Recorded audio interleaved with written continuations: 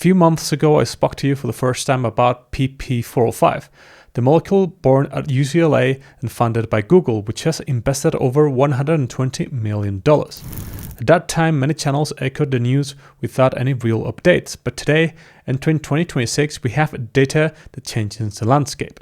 If this is the first video you've seen on this drug, you should know that PP405 is not just another miracle tonic. It's a new drug that aims to do something that neither minoxidil nor finasteride has achieved in 30 years. Regenerate hair in areas where there's nothing left at all, where miniaturized follicles are completely dead. But how much of this is true?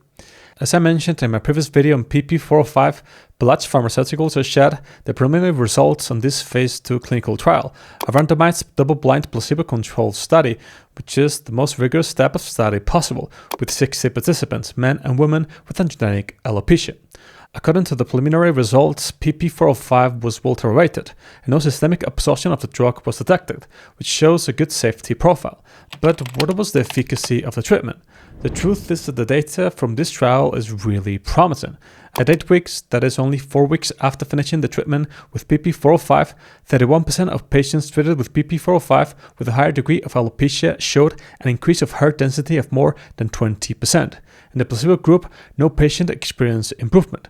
The most shocking thing about PP405 is not how fast it works, but where the effect occurs, in bold areas with no apparent follicular activity. According to Belach, PP405 didn't just help maintain existing hair or stimulate active follicles, as most treatments do. In this clinical trial, PP405 managed to grow hairs again in completely bald areas, where there was no visible follicular activity. This suggests a real regenerative potential, something we hadn't seen until now. This is truly interesting, and it's what should cause hype around this drug. Belach Pharmaceuticals suggests that PP405 is capable of reactivating dead miniaturized follicles. In other words, regardless of your degree of alopecia and your age, in theory, this drug could reactivate any type of miniaturized follicles affected by alopecia. The most fascinating thing about PP405 is that it wasn't born researching for a cure for baldness, but researching cancer. It is all based on the Warburg effect. Tumor cells, like any other cell, need energy and fuel, and prefer to get this fuel through a process called glycolysis, where sugar is broken down without using oxygen instead of using their mitochondria. Dr. Lowry discovered that our hair stem cells function just like tumor cells. For hair to grow and to be in the anagen phase, the stem cell must switch off the mitochondria and activate the glycolysis pathway. PP405 is the biochemical switch to achieve this process of turning off the mitochondria and activating the glycolysis of our hair stem cells. To help you better understand how PP405 works, imagine that the mitochondria is your room. Since you're fed up with your girlfriend walking in without knocking, God knows what you're doing in there, you put a lock on the door. That lock is PP405. In this scenario, your girlfriend is the pyruvate. Since she can't enter the room, the cell uses an enzyme called lactate dehydrogenase, or LDH, to convert her into lactate. Well, not her, the pyruvate. This lactate is not a waste product, it's the signal that activates the stem cells.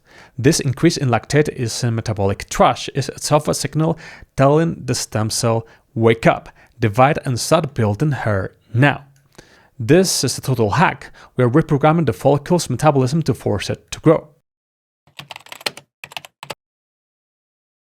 If we analyze the data provided by Belach Pharmaceuticals critically, we find first that in a 2024 phase 1 study, PP405 was tested at a 0.05% concentration for only 7 days, although biopsies showed an increase in the Ki67 marker, which indicates cell proliferation. The most important thing about this study was there was no systemic absorption of the drug. On the other hand, we have already talked in this video about the results of the phase 2 clinical trial, and that 20% improvement experienced by 31% of the patients after 1 month of treatment. The point is that this 20% improvement is quite ambiguous. It could be 40 new hairs or just 4. And as we saw recently in the video about Cosmos Glascoteron, pharmaceutical companies use percentages to attract investors, but we need to know the real hair counts that will surely be published when the study has been peer-reviewed at the end of 2026. Until then, we must be cautious.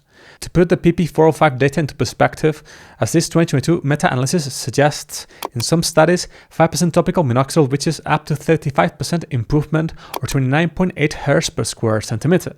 This is precisely why we need the raw data for PP405, and as I always say, the ideal scenario would be for future clinical trials to be conducted comparing the efficacy of this new drug against the gold standard, finasteride and minoxidil.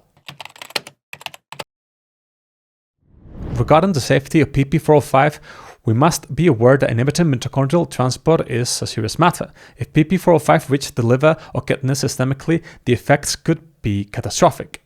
However, PP405 has one key advantage: selective degradation. It is designed to degrade upon contact with stresses in the blood. Additionally, it is not a drug that can alter hormonal activity, so it has no sexual side effects, and it doesn't have the cardiovascular impact that oral minoxidil has. PP405 acts as a soft drug, a local action medication that minimizes the risk of systemic toxicity. Let's go back now to a topic that should really cause more hype around this drug: the reactivation of dead miniaturized follicles. In androgenic alopecia, follicles do not disappear, they get smaller, they miniaturize, until they become tiny, and when alopecia is very advanced, the follicles enter a permanent pause, a phase where no type of follicular activity can be seen, the death of the follicle. Pelage claims that PP405 can rescue these follicles even from areas of the head that seem completely bald. If this is true, this drug could be the solution for all those people with very advanced alopecia who are not candidates for a hair transplant. What's more, it could also be a solution for anyone who starts finasteride and minoxidil treatment too late and has areas of the head with dead follicles. Evidently, PP405 could also be an ideal alternative for that small group of people who actually suffer side effects derived from the pharmacological action of finasteride or dutasteride. On that note, if you're afraid of using finasteride or dutasteride due to potential side effects, I've just published the most comprehensive book on this topic. It will answer any questions you may have and help you make an informed decision. I'll leave the link in the description. As you can imagine, PP405 will not be in the pharmacies tomorrow, nor next month or next year. In 2026, the phase 3 clinical trial will begin with thousands of patients, the true test for PP405. As you can imagine, to conduct such a study, a lot of money is required, hence the importance of the investment of more than $120 million that Google has made in Pelage Pharmaceuticals. Between 2027 and 2028, long-term data collection and the presentation of these results to the FDA will take place. If everything goes well and the results of the phase 3 study are positive, between 2028 and 2029 we could expect commercial approval of PP405 in the US, and its arrival in Europe would surely happen the following year. For all of you who are impatient to try this new drug, I strongly recommend against buying it online or from underground labs, since it can be illegal, dangerous, and most likely is not the real molecule. Undoubtedly, PP405 is one of the most promising drugs in the fight against androgenic alopecia. This medication represents a step from blocking hormones to regenerative medicine. Perhaps it might not be the miracle cure that gives you back a teenage mane if you have really advanced alopecia, but it could be the missing piece to boost current treatments or serve as a real alternative for all of those people who, for whatever reason, cannot or do not want to use finasteride, dutasteride, or minoxidil. As you can see, there are reasons to be optimistic with PP405, but there are also reasons to be cautious. If you want to know which drug is, in my opinion, the most promising drug in the fight against androgenic alopecia, you have to watch this video.